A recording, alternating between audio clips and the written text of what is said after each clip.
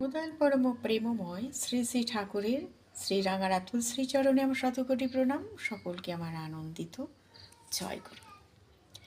কত কথাই না মনে পড়ে যায়। বিল্লি কা বাচ্চা বনাম হনুমান কা বাচ্চা। দেবঘর কলেজের ভাইস প্রিন্সিপাল শ্রী ছেদিলাল ঝা শ্রী ঠাকুরের কাছে মাঝে মাঝেই আসতেন। তিনি সংস্কৃত শাস্ত্রের অধ্যাপক এবং পণ্ডিত। একদিন সকালবেলায় তিনি নিরালা নিবেশে এসে ঠাকুরকে প্রণাম করে বসেছেন। এরকম কথাবার্তা চলতে হঠাৎ একটি বিড়াল ছেদিলালবাবুর সামনে দিয়ে হেঁটে চলে যাচ্ছে নির্ভয়। বিড়ালটির একটি বাচ্চা ছোট্ট আছে। ওই বড় মা বিড়ালটার পেছন পেছন সেই বাচ্চাটি হেঁটে হেঁটে চলে যাচ্ছে ম্যাও ম্যাও করতে করতে। শ্রী ঠাকুর ও ছেদিলালবাবু দুজনেই তা দেখে খুব হাসছে।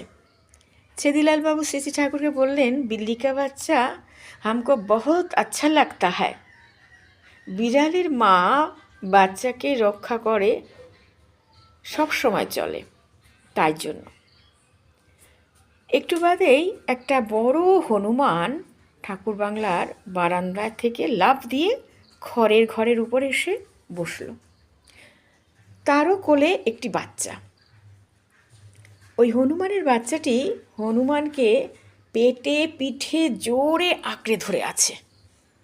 নিরালা নিবেশের সামনে একটু থেকে হনুমানটা আবার বাচ্চাটা সহ আর এক লাফে আর একটা বড় মার ঘরের ছাদের উপরে চলে গেল। অমনি শ্রী ঠাকুর ছেদিলালবাবুকে দেখে বলছে, ছেদিলালবাবু, मेरे को हनुमान का बच्चा ज़्यादा अच्छा लगता है। ছেদিলালবাবু বললেন, কেন?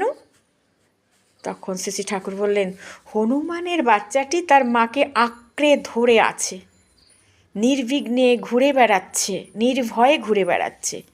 আর বিড়ালের বাচ্চাটি মার পেছন পেছন যাচ্ছে। সবসময় বাচ্চাটির ওপর নজর রাখতে হচ্ছে বিড়ালের মাকে। তাই আমি বলি, হনুমান কা বাচ্চা ज़्यादा अच्छा लगता है।